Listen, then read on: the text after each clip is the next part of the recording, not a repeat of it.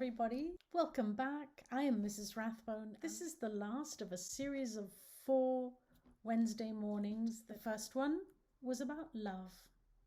We talked about love and how important love is, not only as God's command to us, his most important command, love him and love others.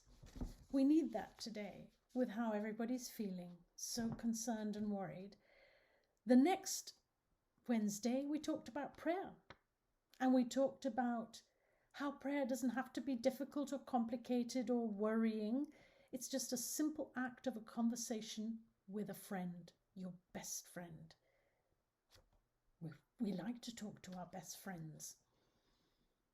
The third one was about listening and how well we listen or not to what our friend is telling us, sharing with us, asking us to do. It requires a lot of trust and it requires a lot of patience. And what I've learned is that it's a lifelong thing. It doesn't just happen in one day. It doesn't just happen in one pow moment. I've got it. It's an everyday thing, an everyday exercise to stop, to put down the remote control, to take out my earbuds, to put down the books, to turn off the computer, go for a walk and just listen. What's he trying to tell me today? You'll see in the story that I went all the way to Oklahoma, and all the way there I was praying. And when I got there, there was something he wanted me to do. So today we're going to talk about grace, giving grace. And it's very interesting that the very story that I was going to read to you is the very same story that Pastor Kyle read on Sunday morning. Again, I am going to read to you from the wonderful children's Bible written by Archbishop Desmond Tutu. I've been using this Bible for the last month, and I think it's inspiring because it's simple. It doesn't overcomplicate things. I mean, you know, Desmond Tutu is the Nobel Peace Prize winner, and that means that's a very high distinction. He's a very, very famous man, and he's just humbled himself to write these stories for children because God says, you know, let the children come to me. And he sees how important it is. And sometimes those big words like prodigal son, it can be difficult. So he's named his story The Loving Father and the Son Who Came Home. Do you like to come home? I love to come home. I think I talked about it last week as well. There's nothing quite like coming home. God always welcomes us home. So it's taken from the book of Luke in chapter 15, and this is how Archbishop Desmond Tutu has written the story. Jesus told a story about God's love and forgiveness. A man had 2 sons. The younger said to his father, "I don't want to wait until you die. Give me my inheritance now so I can do what I want." The elder son was shocked, but his father did as he was asked, and the younger son left home. He quickly wasted it all, and when the money had run out, no one would give him anything to eat. Eventually, he got a job taking care of pigs. He lived with the pigs, he ate with the pigs, he slept with the pigs, and he smelled like a pig. He was so hungry, even the slops the pig ate looked good to him. "My father's servants have plenty, and here am I starving," he said to himself. "I'll go home and beg my father to let me be a servant on his farm." When his father saw his youngest son coming down the road, he ran to meet the son and threw his arms around him and kissed him. "No, father," said the younger son, "I'm not good enough to be your son. Just let me be a servant on your farm." "Quick," said his father to his servants, "prepare a feast." When the eldest son came home and saw the celebration, he was angry. "You throw a feast for that no-good son of yours," he said to his father. "Both of you are my son. Both of you are my sons, the father said, and I will never stop loving you. One of my boys was lost and now is found.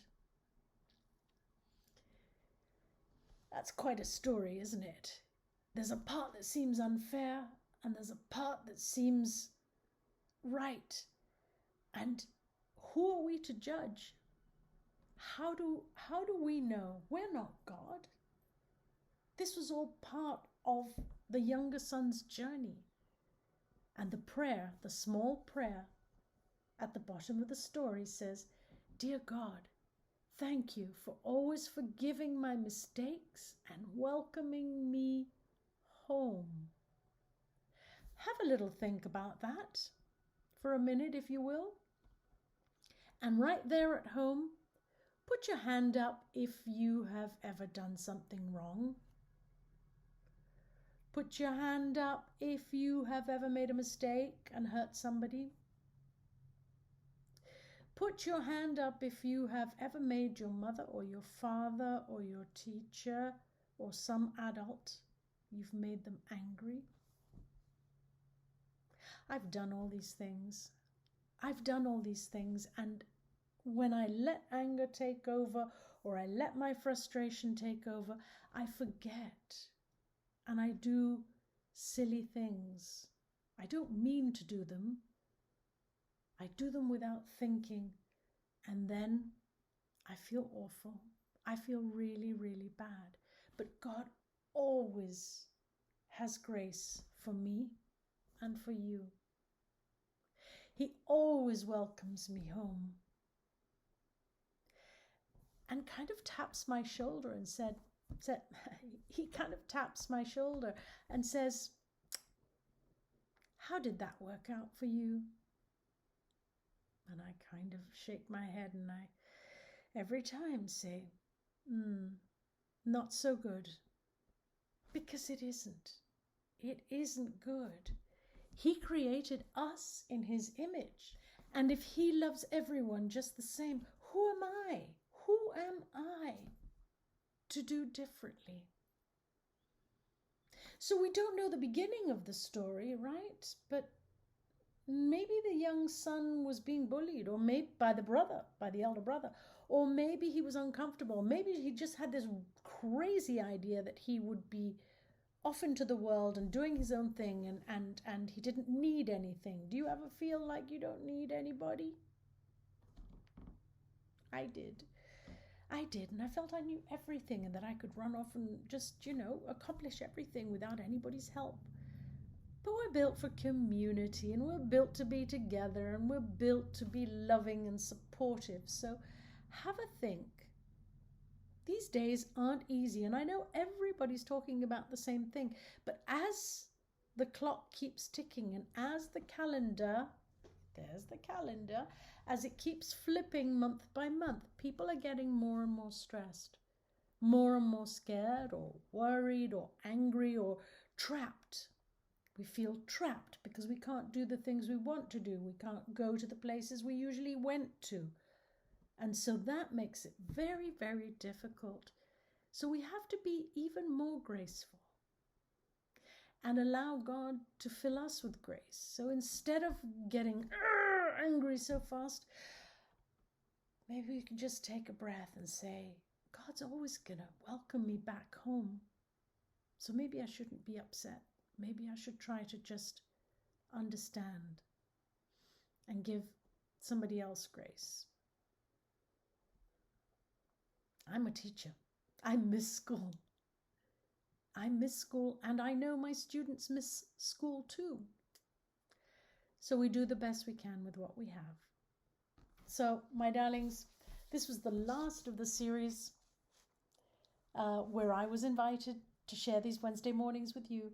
I hope you stay well. I hope you keep learning. I hope you keep a loving, loving relationship with God, because he's such a good father. He is such a good father all the time. And he loves you so much, and so do I. God bless.